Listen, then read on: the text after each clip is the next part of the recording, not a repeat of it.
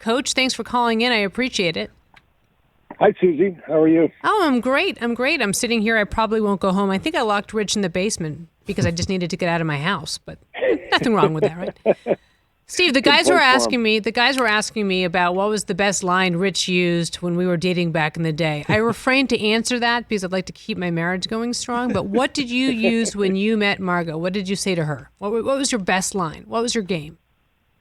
Oh, I had no game. It's a miracle that I even was able to pull it off. I actually called her by the wrong last name on our first date. I thought her last name was Brenner. It was Brennan. And so I got off to a really slow start. I was going to say, you're lucky that you had a second date after that. Right. I am. I'm very lucky that happened. But yeah, I was not. I didn't have a lot of game. I didn't have a lot of lines in my arsenal. So I think I mentioned something about, hey, have you seen my 3-point percentage? Something like that. You didn't say, have you seen my dunking ability? Nothing like that, maybe? Definitely did not say that. So there were no Anthony Edwards-style dunks in your repertoire back then, I take it. Maybe now or I don't know, ever. I might have been on the receiving end of a couple of those, but yeah, definitely not Anthony. No, it was pretty to watch. We watched in the last segment also his soundbite when he was being interviewed by the Irish. I don't know if you saw him being interviewed by an Irish correspondent. That kid, Anthony Edwards, is he stopped him. He said, "I need you to say it again." I was just busy looking at his accent, and he's a perfect example of just an incredibly great young rookie that's just so much fun to watch. I'm curious about what it's like for you with rookies these days, because you have so many now and you're bringing in so many young players. How have rookies changed over the years that you've been involved with the NBA? Well, I think the biggest thing, Suzy, is that they're coming into the league at such a young age now that the learning curve is just enormous. Whereas when I first got into the league, most of the rookies had played in college for several years, had played for a college coach who really helped them prepare for the league, and so I think 20, 30 years ago, rookies were generally more prepared to make an impact right away, and these days they're getting that education once they get to the league, and that's why the league has done a good job, trying to build the G League and find ways to, help player development. But all these guys are coming in just so green and so raw. And this is the best league in the world, obviously. So it's there's just a huge learning curve ahead of them when they arrive. And then the whole key is, how quickly can they get up to speed with everything that's happening in front of them. And what are you doing, Steve Kerr, to help them do such? What's your technique in terms of coaching? Obviously, it's working as the Warriors come off a win last night. Well, we are our rookie this year is James Wiseman, unbelievably talented young guy, incredibly poised and mature for someone who's 19 and only played 3 college games at Memphis because of NCAA rules that made him ineligible. So. With James, one of the big changes in the league now is that you have much bigger coaching staffs. So we have 12 people on our coaching staff, which allows us to devote individual coaches to every single guy on the team. And so we have a couple of coaches who work every day with James, who watch film with him, who get on the floor on an individual level, and then of course we have our team practices as well. But it really is kind of a crash course. You're just trying to, give him everything possible, but not overload him. And that's the trick. You got to find that balance between overwhelming a young guy and helping him along with all the information that he needs. What's it been like for you coaching during this pandemic? It's different. It's we have.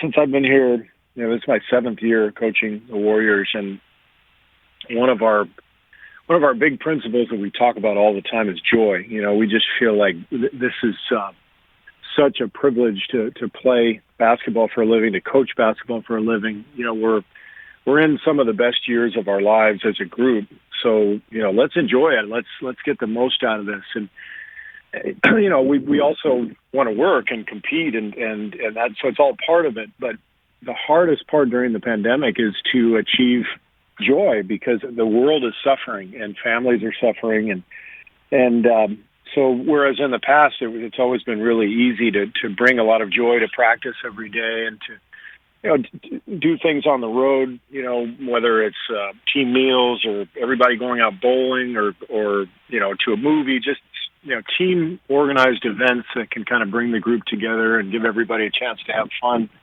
Can't do any of that now, and so it's very difficult to lighten the atmosphere during a global pandemic when there are no fans in the stands. But that's what we try to do anyway. We try to achieve some levity and give the guys a chance to really look forward to something during their day, meaning coming into the gym and seeing everybody and getting some work in.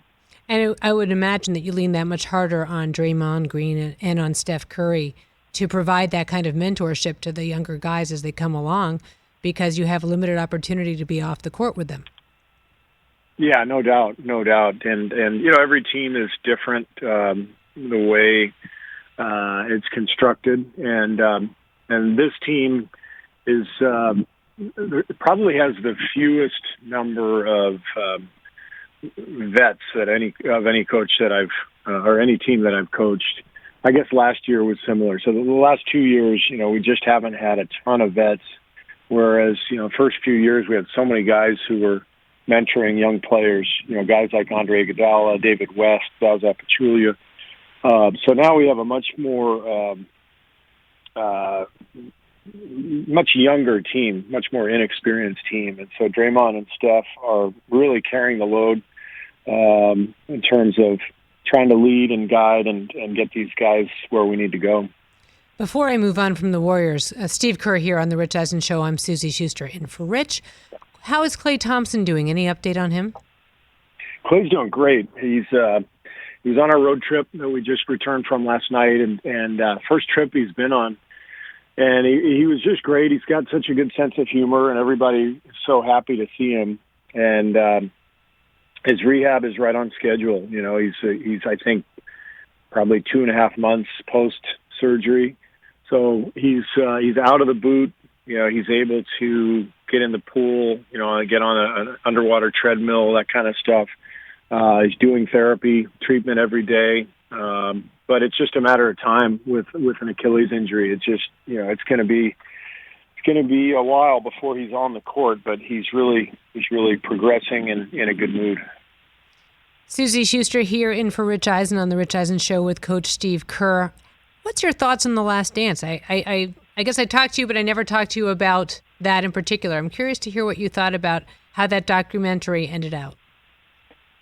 Well, it was really fun. For one thing, I watched it with my kids, who are all in their, mid-20s now, pretty much. So it was fun for them because they were alive, but didn't know what was happening in 1998. So kind of fun to watch with them, and for them to get a glimpse of what our life was like back then. I think they did a great job with the documentary. They captured things really well. The hard part was not seeing some guys who really made a huge impact on our team, because they can only cover so much in a documentary. So guys like Ron Harper, Luke Longley were really, really big pieces and big people on our team, and we didn't get much info on them. And I was disappointed for them, just because it really is, it's a nice thing for all of us to be able to look back on, as teammates, 23 years later. And I wish there had been a little bit more on those guys. I thought that was surprising, too, because when I covered the Lakers and Ron was there, I saw how close he was with Phil Jackson. So I was actually shocked that he didn't play a bigger role there.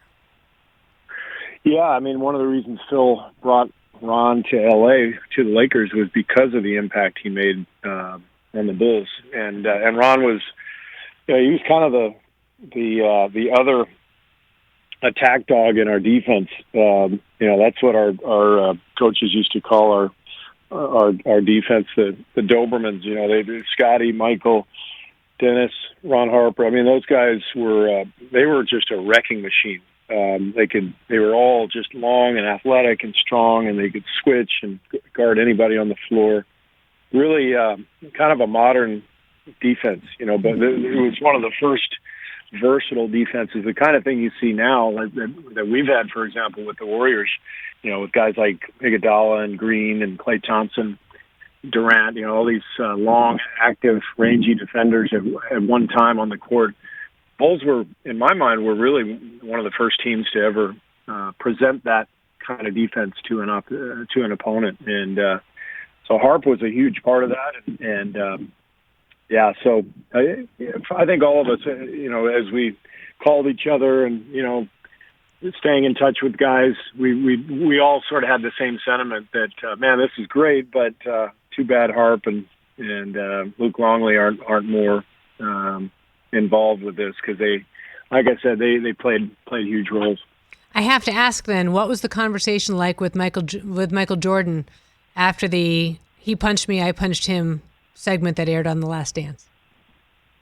Well, we have not spoken since the Last Dance came out. I haven't talked to him probably in a year or so, just because that's it's kind of the routine. Maybe we see each other in Charlotte, when the Warriors play there, or maybe at a golf tournament or something. But so we haven't really talked. But at the time, when all that stuff was going on, that was just it was a big part. And I think the documentary covered it a little bit. A big part of playing for the Bulls was you had to stand up to Michael's presence and intimidation. It was just part of the way he tested everybody. And if you stood up to it, you were good. So that's basically what happened with us. He pressed me, and I stood up to it, and we were good after that. And he trusted me after that. And so kind of an indoctrination, I guess. And Michael said that he felt bad after that. And I'm curious, I wonder if in a way that gelled your relationship. Could that have been the impetus to turning that around? You said, that he reached out to you afterwards. Phil has gone on the record saying that he felt bad about it. You felt that you had to stand up to him. So in a way, it could have been a turning point. Oh, for sure. And I think that's the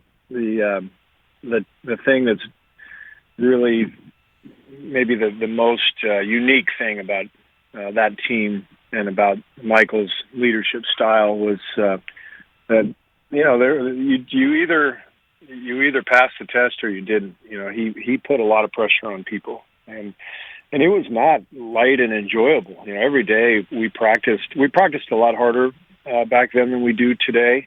And I'm not. I hope I don't just sound like the old guy, who's saying, things were tougher back in the day. It was just more the style, and you had more breaks where if you might have 3 games in 4 days, and then you'd have 3 days off, so you'd get 2 really good days of practice. Today it's pretty much game, day off, and most of our practices are really pretty light. So back then you scrimmaged a lot, and Michael would go so hard in those scrimmages. He just set a bar that was incredibly high that everybody had to live up to, and it was one of the reasons our team was prepared, every year in the playoffs, because he set that tone every single day. You think the NBA, and we have 1 more minute with Steve Kerr before he goes back out to blow the whistle, is the NBA better or worse for the change in the aggressivity of those practices? Boy, that's a good question. I do think I know every coach feels great about getting a couple of days of practice in. But the trade-off is that, the league has figured out, along with the players over the last few years, that playing 6 games in 9 days is not healthy. And that's what we used to do. And that's what gave us the practice days, because then you'd have this 3 or 4 day break. So you take a day off, and you have like 2 great practices. Those great practices were really beneficial back in the day, and I would love to have that with our team. I think you can make really big strides, with great practices during the middle of the season. But the league has done a great job of not stacking these games together and having the players' health, in mind. And so that's why our schedule is so different, and now we pretty much just play every other day, and it's much healthier. Coaches miss the practice time, but we're also getting our star players who are accumulating all those minutes. We're getting them more rest in between games and not stacking up those back-to-backs. So it's just the compromise that we're dealing with. Steve Kerr, thank you so much for taking the time to join us. I know you're in between meetings and the like, but it means a lot for you to do so. So thank you again for your time. Suzy, great to talk to you. Say hi to Rich, and we'll stay in touch. I don't think have you been on the show with Rich before? I don't think so. Yeah, good. Let's keep it that way. He shirked me years ago, and I don't know what I did to make him mad. Oh no, he's just jealous. He's just jealous that I have your number. No. This is all about me one-upping him in the booking department. Don't you worry. All right, Steve. Perfect. Thanks again for your time. We'll talk soon. All right. See you later. Bye. The great Steve Kerr. Hey, you watched all the way to the end. Thanks for that. Watch more right here.